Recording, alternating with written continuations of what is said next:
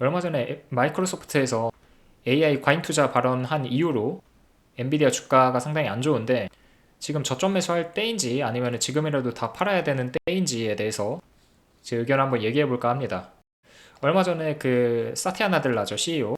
공급 과잉이 우려된다라고 얘기를 했어요. 그러니까 과잉 투자라고 얘기했고 또 닷컴 버블이라는 단어까지 사용해가면서 AI 시장에 대해서 부정적으로 얘기를 했는데 이로 인해서 TD 코엔에서는 마이크로소프트가 데이터 센터 두 곳 계약 해지한다라고 바로 보고서를 내놨고 이게 지금 AI 인프라에 대한 베팅을 줄이고 있다라고 우려를 확산시켰습니다. 그래서 이제 엔비디아 주가가 상당히 떨어졌고 그 전에 딥시크로 인해서 고사양 GPU에 대한 사용 필요성에 의문이 제기되면서 주가가 지금 상당히 안 좋은 상황인데 이 TD코어의 근거는 뭐냐면 이로 인해서 그러니까 데이터 센터 두 곳을 해지하면서 수백 메가와트 용량 임대 계약을 취소했다라는 거고 이것은 AI 인프라에 대한 투자를 줄인다라는 의미인 거죠. 그리고 SOQ 임대 계약에 대한 조건을 설정하는 단계인데 보통 SOQ 다음에 실제 임대 계약으로까지 체결이 되거든요. 그러니까 사실상 임대 계약을 한다라고 생각하시면 되고 근데 이 SOQ가 이제 이행되지 않고 임대 전환율이 축소되고 있다라는 거 계약으로까지 이어지지 않고 있다라는 거예요. 그리고 해외에 자본 투자를 많이 해놨는데 앞으로 미국에다가 재투자하겠다라는 거예요. 그러니까 해외 투자할 거를 미국에다 투자하겠다는 건데 이렇게 되면 또 그 문제가 뭐냐면 해외에는 이제 노동력이 상당히 값싸게 이용할 수 있다 보니까 코스트가 낮아지는 이점이 있었는데 그런 것들로 인해서 그 미국에다가 그러니까 재배정하게 되면은 비싼 노동력으로 대체를 해야 된다라는 소리니까 이익 감소율이 높아질 거다라는 우려를 TD 코멘에서 제시를 했습니다. 결국 이러한 내용들이 가리키고 있는 말은 마이크로소프트에서 AI 인프라에 대한 구축을 줄이기 시작했다라는 건데 이로 인해서 주가도 많이 빠졌어요. 엔비디아에. 보겠습니다. 그리고 사티아 나델라가 팟캐스트에 출연해가지고 이런 질문을 받았습니다. AI 인프라 과잉 공급에 대해서 어떻게 생각하냐? 그랬더니 그래서 공급 측면에서 AI를 지나치게 낙관적으로 보는 것은 위험하다. 실제로 고객들에게 가치를 줄 수 있어야 한다라고 밝혔습니다. 그러니까 공급을 좀 줄여야 된다라고 해석이 가능한 부분이죠. 낙관적으로 보지 말라는 거니까. 그리고 과잉 투자는 반드시 발생할 거다라고 얘기를 했고요. 그래서 이게 상당히 논란이 됐습니다. 그러나 이제 모든 기업뿐만 아니라 각국에 있는 모든 정부들도 대규모 투자를 진행 중에 있고 그리고 여기죠. 데이터 센터를 직접 구축할 뿐만 아니라 임대로 돌릴 것이다 라고 얘기를 했어요. 엄청난 용량으로.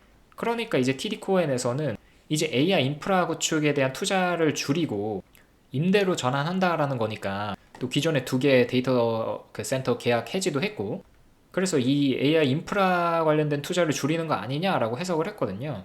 그럼 이걸 어떻게 해석하는 게 맞는지 제 생각을 한번 밝혀보도록 하겠습니다. 우선 그 전 엔비디아 실적 한번 보시면 언제나처럼 그 컨센을 초과했고요. 데이터 센터도 전년 대비 88% 성장해서 압도적으로 성장한 거를 볼 수 있습니다. 게다가 블랙엘도 출시 첫 분기 만에 14조 원의 매출을 기록했고요. 여기까지만 보면 좋은데 그럼 리스크는 없는지 한번 보면 일단 마진율이 계속 빠져가지고 1년 반 전으로 회귀했거든요. 이 수준으로. 이게 좀 우려 포인트고 근데 엔비디아 CFO가 컨퍼런스 콜에 나와서 얘기하길 왜 마진율이 그렇게 70% 초반대까지 빠졌냐 그랬더니 GB200의 렉에 들어가는 그 150만 개의 부품이 전 세계 350개 공장에서 이루어지는데 그게 지금 병목 상태에 있어서 그렇다라는 거고요. 아직 블랙엘 제품 초기 단계이죠. 그래서 이용률이 좀 낮을 수 있다라는 거. 그래서 램프업이 된다면 이 GPM도 개선될 거라는 거예요. 마진율도 개선될 거라는 건데 이 램프업이 뭐냐면 보통 원래 제품 출시 초기 단계에서는 수익성이 낮을 수밖에 없어요. 뭐가 됐든. 램프업 되면서 물량 증가하고 원가 효율화 과정 거치면서 수익성이 올라가게 되는 거거든요.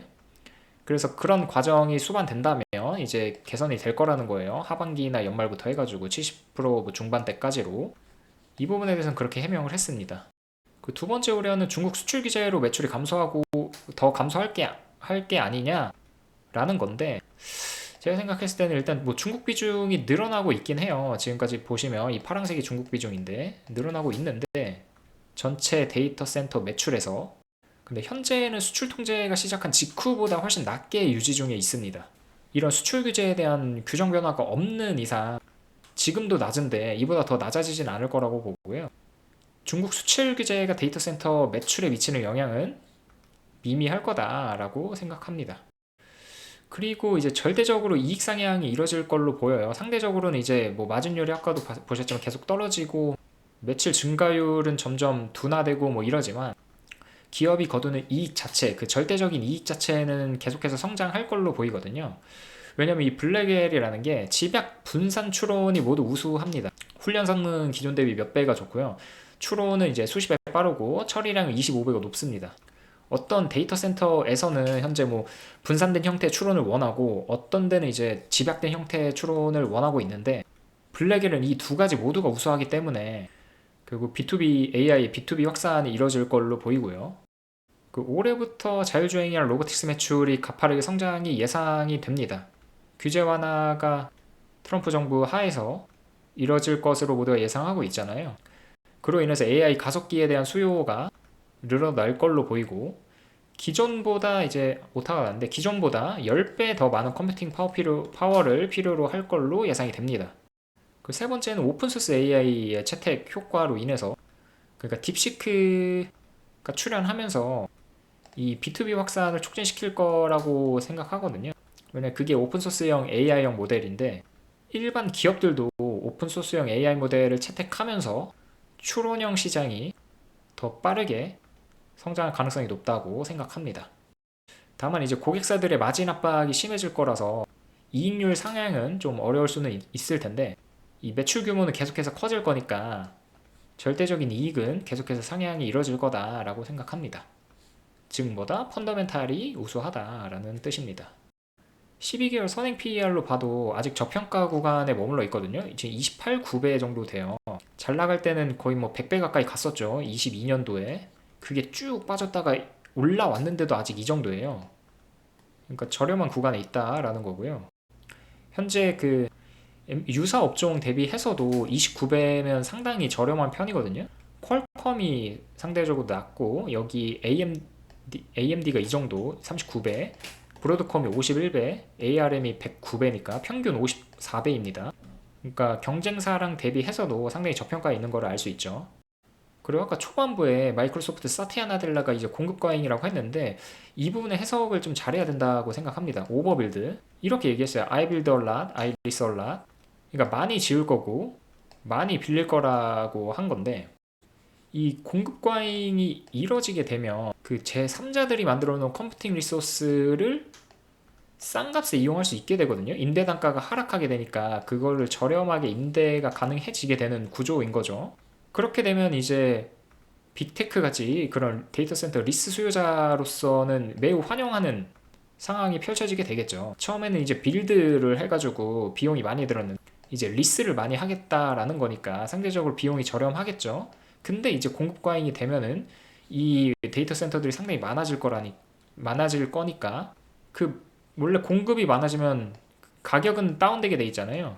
그래서 리스료도 내려가지게 될 거라서 그 기업 차원에서는 코스트가 줄어들게 되는 거니까 ROI는 높아지게 되겠죠. 그래서 저는 이번에 그 공급 과잉이라고 얘기한 건에 대해서 이렇게 해석을 해야 된다라고 생각을 합니다. 그래서 자체적으로 많이 짓기도 하지만 많이 리스하겠다라고도 한 거 보면 이 두 가지 전략을 병행한 거를 계획한 걸로 보이고요. 이게 27, 8년도에 마무리 짓겠다라고 하는 건데 27, 8년도가 또 스타게이트 프로젝트 마무리 단계에 있는 거라서 그 시점에 맞춰서 리스를 많이 하겠다라는 뜻으로 또 해석이 가능합니다. 보시면 이제 스타게이트 1단계가 진행 중이죠. 1000억 달러가 투입되어 있는데 여기가 이제 건물 하나라고 보시면 되고요. 이 모듈 하나, 둘, 셋, 네 개가 모여가지고 건물 하나가 되는 거고요. 지금 이렇게 건물 두 개가 짓고 있어요. 이 건물들 20개가 모이면 스타게이트가 완성되는 거고요. 이 프로젝트가 2027에서 8년도에 스타게이트가 완성될 계획인데 마이크로소프트는 이때 맞춰서 대규모로 그 낮은 단가로 데이터 센터를 임대하겠다라는 계획으로 보입니다. 그리고 애플이 또 며칠 전에 4년간 5천억 달러 투자하겠다고 계획을 밝혔죠. 미국 내 AI 서버 제조 시절 건설을 포함해서 투자를 하겠다는 건데, 빅테크들의 AI 인프라에 대한 투자는 여전히 진행 중에 있고요. 축소 움직임이 안 보입니다.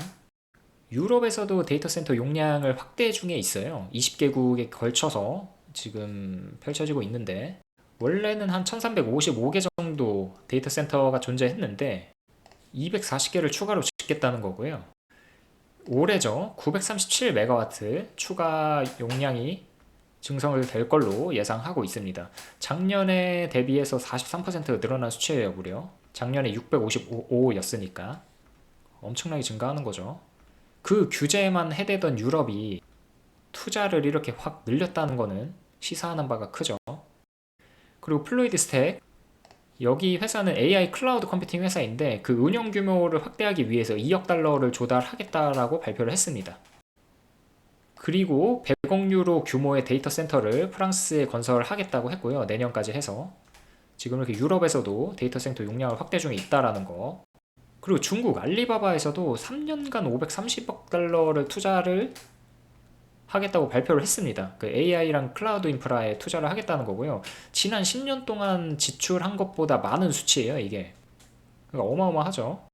알리바바가 말하길 AGI의 경제 규모는 세계 GDP의 40%에 달할 것이다 라고 얘기하기도 했습니다. 그러니까 엄청난 성장을 예견하고 있다라는 거예요. 예상하고 있다라는 거예요. 그 마지막으로 JP 모건에서는 목표 주가를 170달러로 유지를 했습니다. 매수 의견을. 블랙의 생산과 배치가 순조롭게 이루어지고 있고 수요가 여전히 공급을 앞서 있고, 다만 GPU 공급이 수요를 따라잡게 되면 하반기부터 성장 둔화할 수도 있지만 그런 모습은 현재까지 보이지 않는다라는 거고요. 그래서 매수 의견 170달러까지 타깃 프라이스를 제시했습니다. 그래서 오늘의 결론은 119달러인데 지금 장 초반에 저점 매수 타이밍이라고 보고요. 물론 여기서 조정을 받고 더 빠질 수도 있고 올라갈 수도 있는데 오늘 장 열리면서 4% 가까이 빠지고 있음에도 불구하고, 그러니까 5% 가까이 빠지고 있음에도 불구하고 저점에 가깝지 않나라는 생각입니다. 네, 다시 한번 말씀드리지만 이거는 뭐 투자를 종용하거나 강요하는 게 아니고 단순 참고 사항으로 봐주시면 될 것 같습니다. 그러면 내일 또 좋은 영상으로 찾아뵙도록 하겠습니다. 감사합니다.